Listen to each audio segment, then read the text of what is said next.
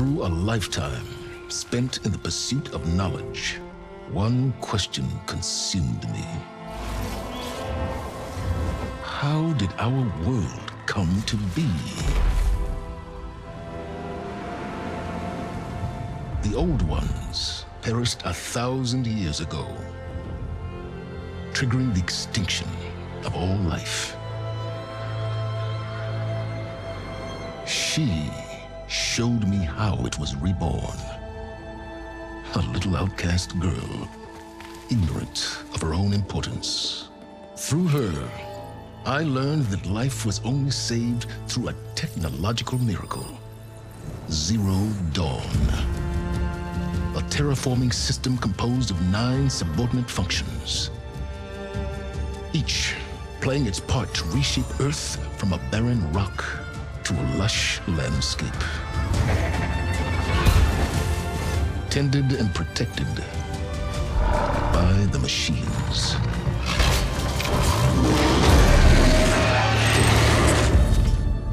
And with her, I learned the deepest secret of them all. The secret of her birth. That she is a clone of Elizabeth Sobek, Zero Dawn's creator. Born to prevent a new extinction.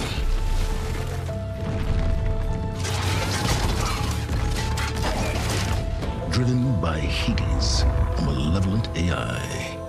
Given sentience by a mysterious signal of unknown origin.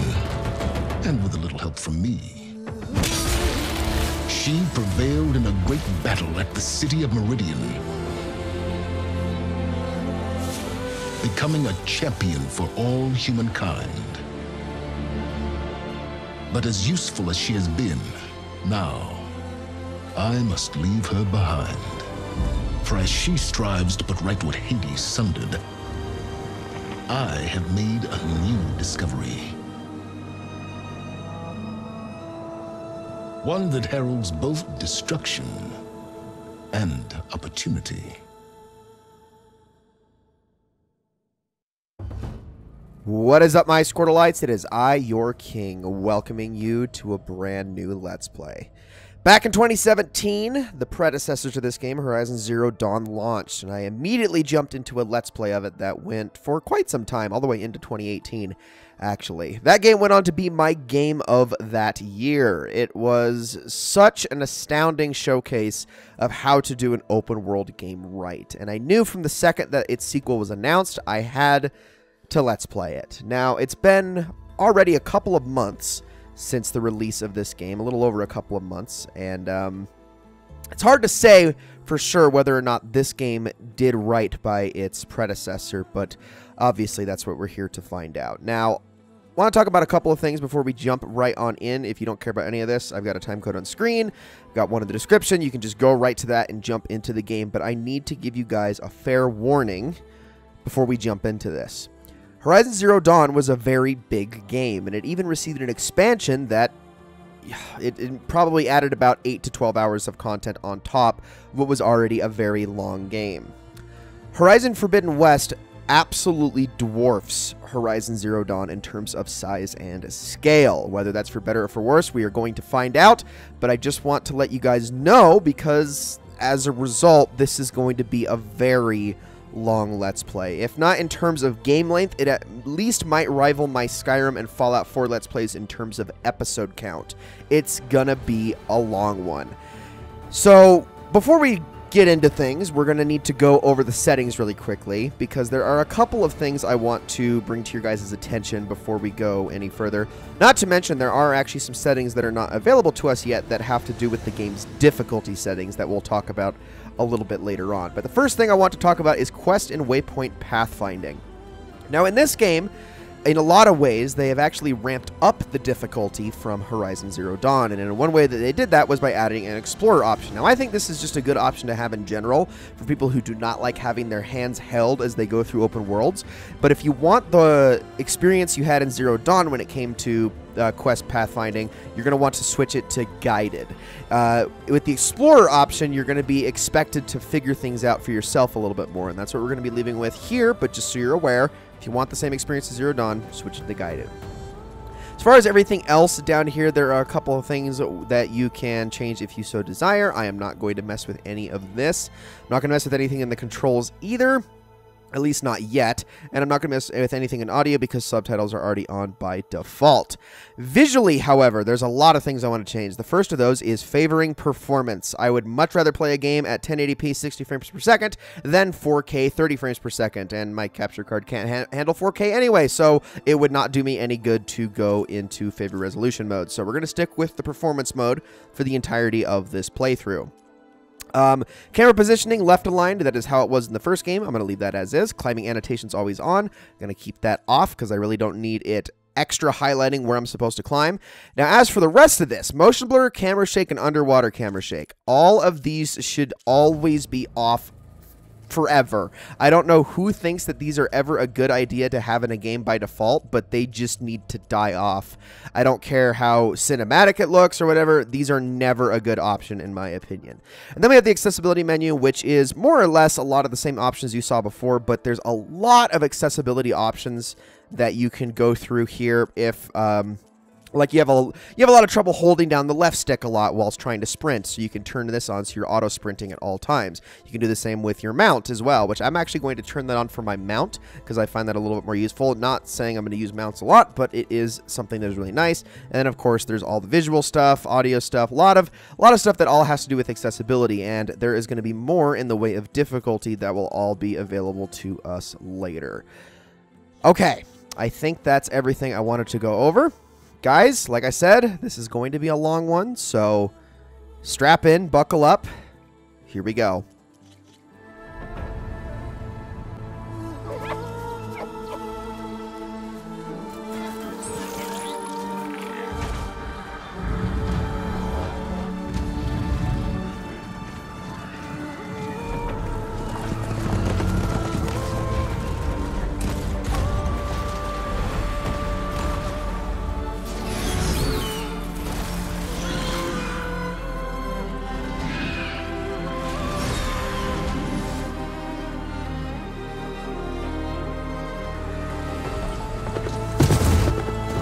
I'm running out of time, Elizabeth.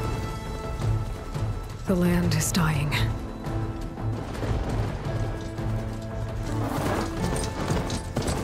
People are suffering. Soon, they'll starve. All because of a terraforming system that's spiraling out of control.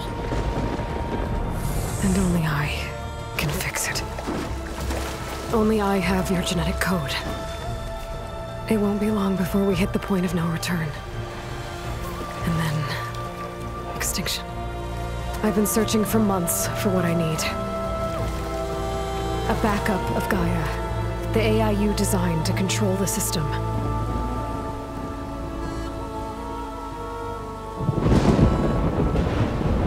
But every time I think I have a lead, it comes to nothing.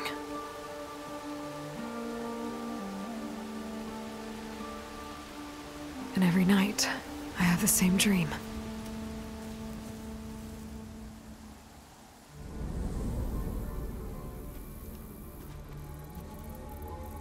I'm walking under a brilliant night sky, through a field of flowers. And when I arrive at the center, I see you, Elizabeth. Waiting for me, even though you've been dead for 1,000 years. You're the closest person I've ever had to a mother.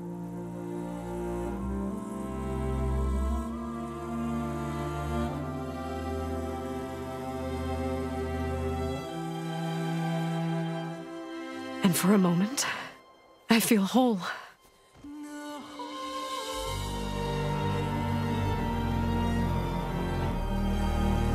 But it never lasts.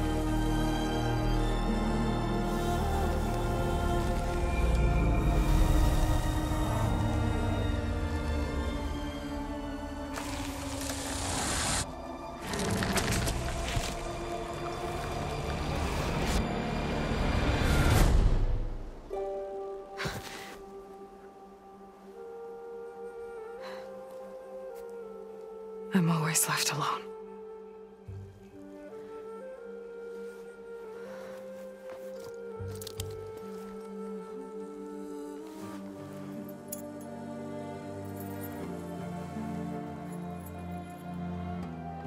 This world is your legacy, Elizabeth.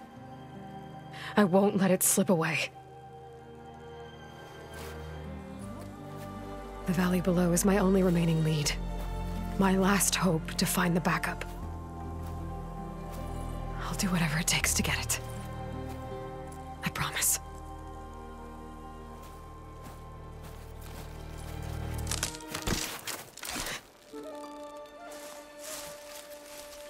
Varl?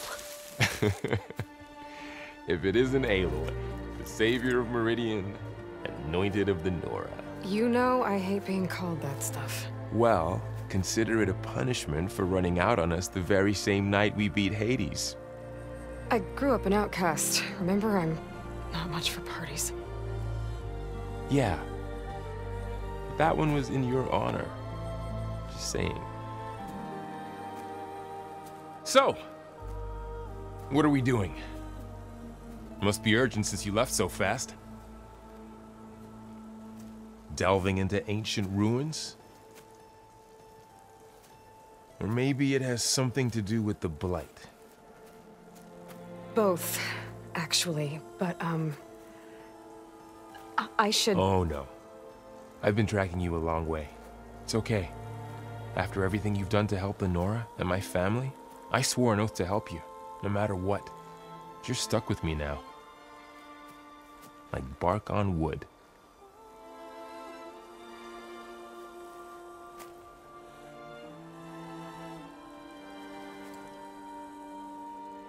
Okay, but if you're going to come with me, you'll need to be able to see what I see. A focus? Never thought I'd get your second sight. I'll give you another one later and show you how to back up your data. Data? Information on the device. We've got a lot to cover. I'll have to explain everything as we go.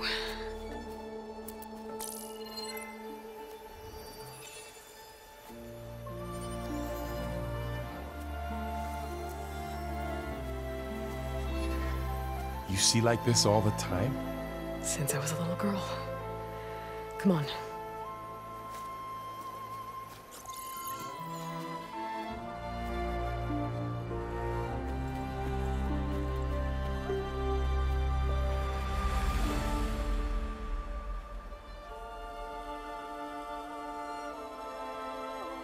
Shall we?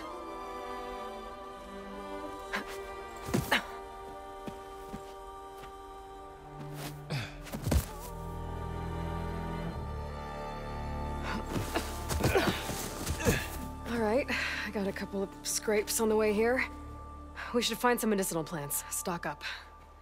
So it's time for your first lesson with the Focus. Sounds good. Let's get started. And so Varl is essentially going to act as our guide through the tutorial as, well, Aloy already knows what to do, so we now need to teach Varl how everything works.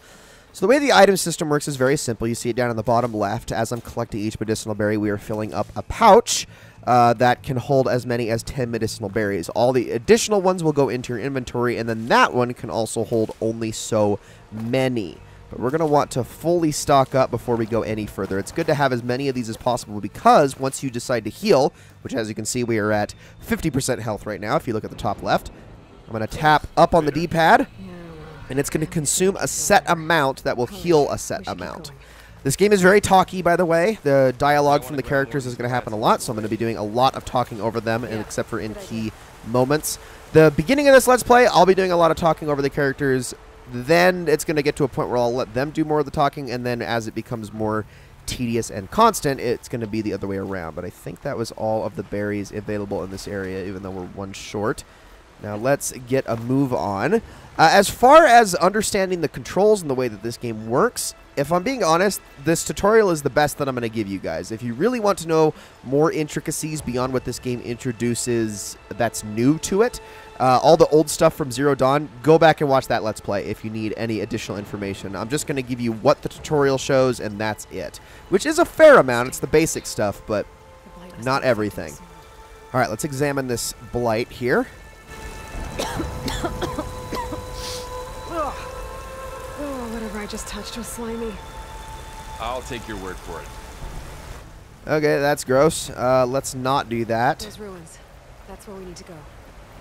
So, we're going to head on down. And there's actually two ways to do it. You can take the zip line down, or you can move over this way. I'm actually going to take the zip line because It's just a little bit more exciting that way.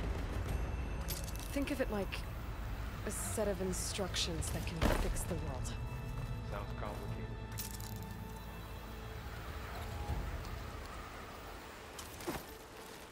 So, want to also draw your attention to swimming. Swimming is a little bit more intricate in this game as well. We'll get more into the mechanics of it a bit later on, but just keep in mind, in Zero Dawn, you would swim across stuff, and that's it. There was no such thing as diving underwater and whatnot. This game, it gets a little bit more involved in that department. Ran into some trouble on the way here.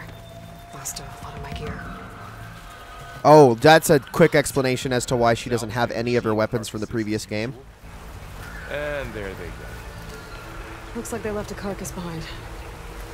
Looks like we're going to have to go pick some stuff off of it. So let's head down this way, because obviously looting machines is incredibly important. We'll get into looting a bit more later on. So I can take a look at the full HUD if I want to, just by swiping up on the pad. Don't really need to do that all that often, but hey, let's take a look at the carcass. Someone took down this machine recently. Who else would come here? I don't know. We better craft some arrows of our own. There might be trouble ahead. There's some ridgewood by the stream. All right, we will grab those. Ridgewood are these giant branches that are sticking out. These are necessary for any arrow type in the game, so you're going to want to make sure you grab a fair bit of those, but you can only hold so much, so don't worry too much about, first of all, getting stuck underwater, but second of all, gathering more than is necessary is what I was going to say. Plus, each ridgewood you collect usually gives you a pretty hefty amount, so you only need to get, I would say, about 6 or 7 pickups to have enough for arrows for days, if I'm being honest. As long as you're not too bad of an aim. Now, to actually use these arrows, to actually craft them, you're going to want to open your weapon wheel, which you do with the left bumper. And you can see right now we only have our hunter bow, but now that it's highlighted, we just hold X to craft, make 10 at a time, and boom.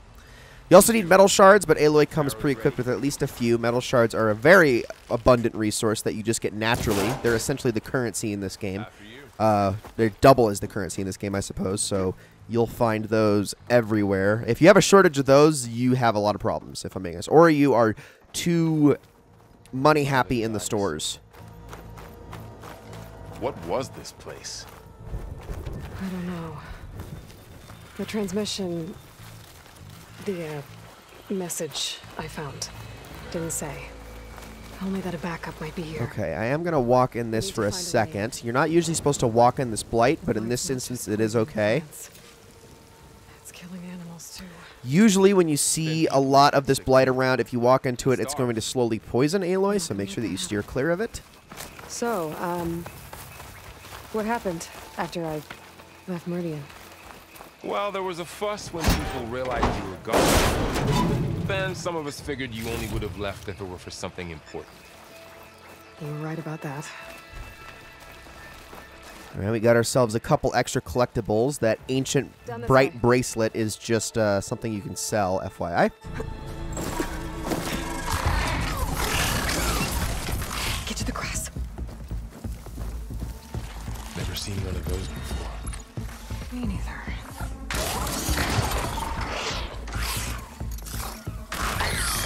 Those dead machines have it on alert. How do you want to handle it? The focus can help us. Okay, so for this first instance of combat, we're going to fight this enemy face up and not use stealth too much. So if you hold down the right trigger, you will be able to scan the enemy and also take a look at its weak spots. We got one there on the back. Its eye also doubles as a weak spot, and then there's another one on its stomach if you're paying attention. Each of those have different weaknesses and whatnot that you have to worry about. This one is obviously weak to fire, but that's also detachable. Can just be torn straight from it, and it's also going to contain resources in it as well. So we're going to walk on out, and we're just going to alert this guy. And what I'm going to do is zoom in, press the right trigger to slow down time, and shoot it in the back. If we can hit that thing twice there, and I don't want to kill it, but ooh, okay, hold on. Come on, hit that. There we go. Got that last container off, and that is going to contain, like I said, it's going to get some resources. And then we'll be able to get some extra stuff on the burrower as well. Another one's coming. All right, and for this one, I'm going to show off another new thing with it. So if I can get its attention, I'm going to shoot it in the face. Now, I need you to stand up. It's going to toss rocks at you and whatnot. Come on, stand up. There it is. Hit it in the stomach. Oh, I missed it. Okay, I don't know if I'm going to be able to actually take this thing's stomach off now that I've done that much damage, but that's okay. The stomach part is the most valuable resource off of the creature, at least on this particular one. I don't want to speak too soon because there's something I want to talk about once we get further into the game, but there's every single machine has a special unique resource that is only on them that you're going to need to knock off by dealing damage to specific parts. And on these guys, the burrowers, it is on their stomach, which is called a sound shell. The sound shell is the hardest thing to get. However, there is an accessibility option that will be open to us later on in the game that allows us to auto-loot these more difficult parts to get.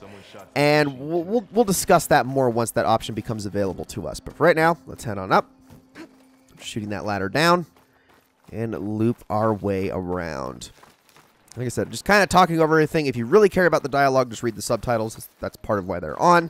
I just have a lot of stuff to go over personally as we get through this tutorial section. So let's crouch under there. Now, another thing that your focus can do that I want to bring up really quickly, beyond being able to just scan things like this, if you just tap the right trigger, you will do a focus pulse. This will clue you into any nearby resources. You can see like it marked something down there that we can grab. In any instance where you just like need to look for immediate resources in your vicinity, just use the pulse and it'll tag everything in the area for a brief moment. You can go grab it before it all disappears and move on. You don't have to go into this mode all the time where you can only walk half a mile an hour. So Got the others from an old cache not long ago. Far Zenith? I know they made some tech trades with Zero Dawn, but why would they have a backup of Gaia? Got the others from an old cache not long ago. I guess they want us to check in with them. Please hold for identiscan. Access denied. Please wait here for personnel to assist you. Dr. Sobek. Okay.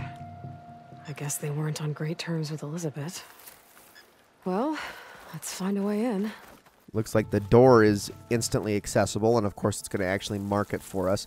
I should be able to pry this open. So we're just going to want to hold down the right trigger. Very simple. Nothing too complicated. Climbing gear.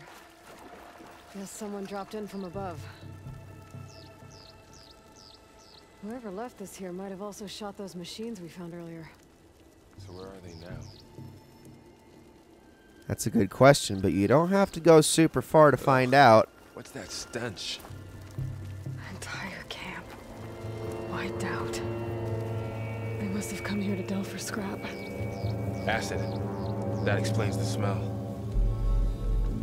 And it looks like something big came in from above. Crashed right through the camp. And then through the wall. I should take a look at the rubble in that gap. Let's have a see. Whatever came through here brought this down as it went out. Make sure you don't touch that acid, by the way. Debris. We might be able to squeeze through. Maybe I can find something to help in the camp. How about this thing right here? Over here. I think I got something. It's some kind of Osram prototype, I think. This hook looks like it can latch onto things. And this gear pulls it back. It looks broken, but maybe we can repair it. Hook it to the debris. And pull it out. That could work. The focus can help us search the camp and identify anything we can use to fix the tool.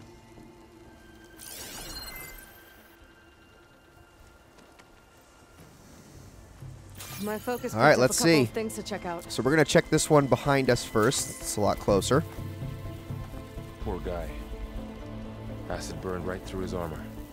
Machine cable. Stronger than rope. And it looks like our other one is just over this way. Like I said, focus pulse, and that brings up a little resource container over here containing some uncommon items, which is usually what green signifies. Blue is rare, and purple is legendary.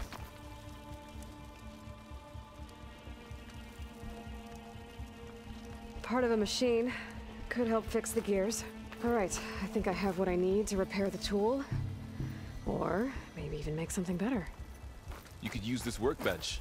That sounds like a fantastic idea, so let's do that. So this workbench screen is usually going to be a little more intricate, but at the moment, right now, all we can make is this polecaster, which, by the way, I should mention, completely new to this game, was not in Horizon Zero Dawn. This is something that you are going to see in action for the first time, but there are some nuances to it that I want to talk about. So we're going to craft that, close out. There. Pole caster. Now to test it on the debris.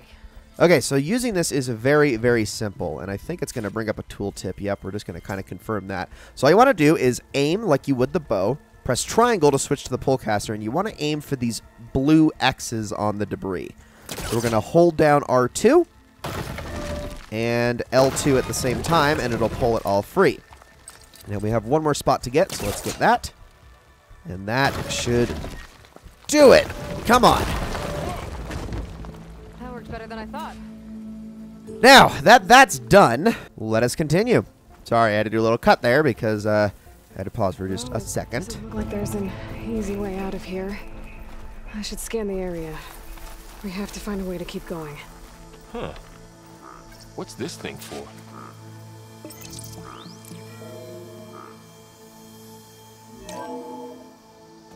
Whoa. Good morning. I'm Oswald Dalgard, and it is my pleasure to introduce you to Far Zenith. Forget what you think you know about us. Our truth is simple. We say reach for the stars, even if you have to cross 8.6 light years of space to get there. Please proceed into the auditorium, where we'll unveil our plans. Okay, well, we'll have to find a way to get there. This auditorium. Guess we'll find out. Now, the polecaster has a secondary effect where there are certain spots where you can actually latch onto it with a little hook shot. So all you have to do is jump towards it, like, if I can actually get this to work. Okay, sorry, another cut.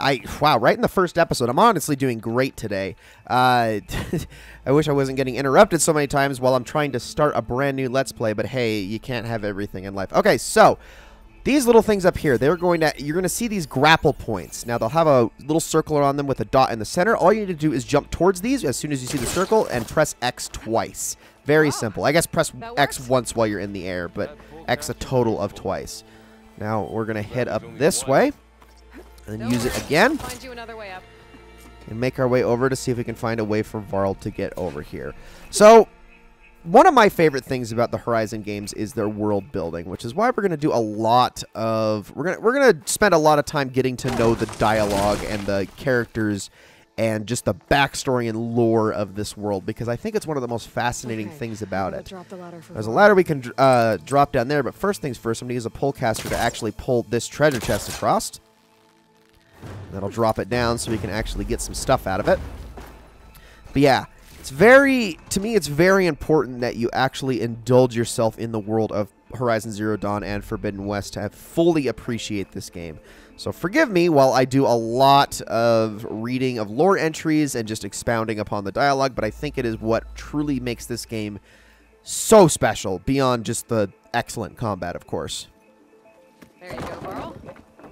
Thanks. All right. Now, let's head on in this way.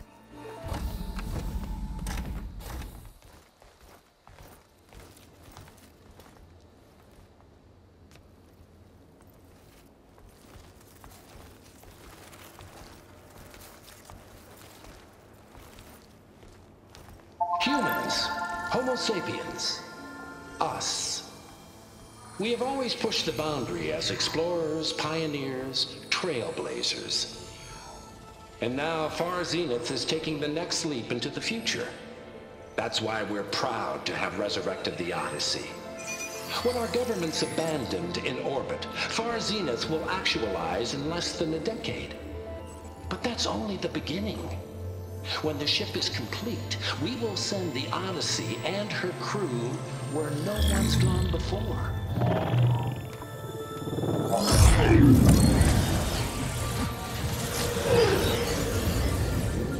The Sirius system. There, we'll create humanity's first off-world colony. The Odyssey may take 300 years to reach it, but when we look up at the night sky, we'll know they're on their way.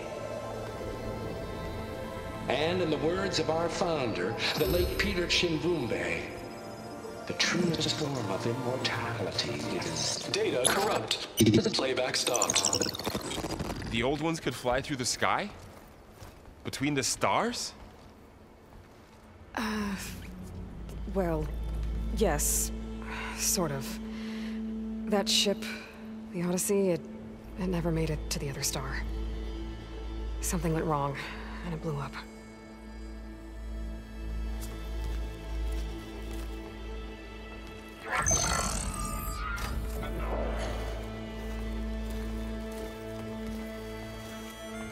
Is that why Elizabeth gave them a backup of Gaia? For their colony? Error. Public presentation file corrupted. Member recruitment file available. Do you wish to reactivate? Yeah. Reactivate. Let's see what else they had to say.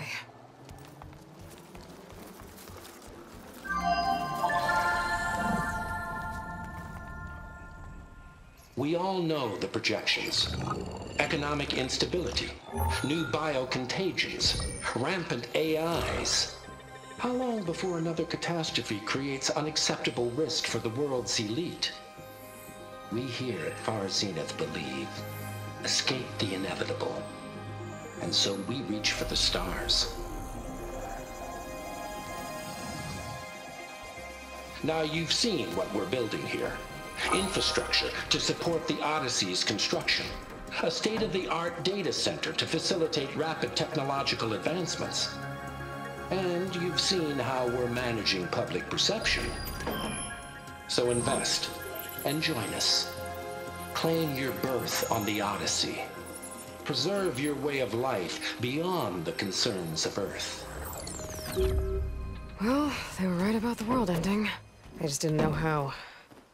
Yet. So everything they said back there about the next step for humanity, it was all a lie. These people only cared about saving their own skin. Yeah, well, didn't work out for them in the end. That Oswald guy mentioned a data center.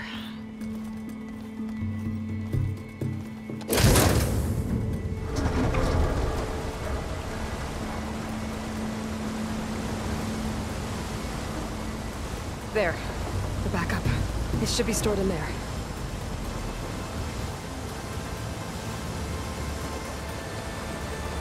Won't be able to swim across. I guess we'll have to find a way around. Come on.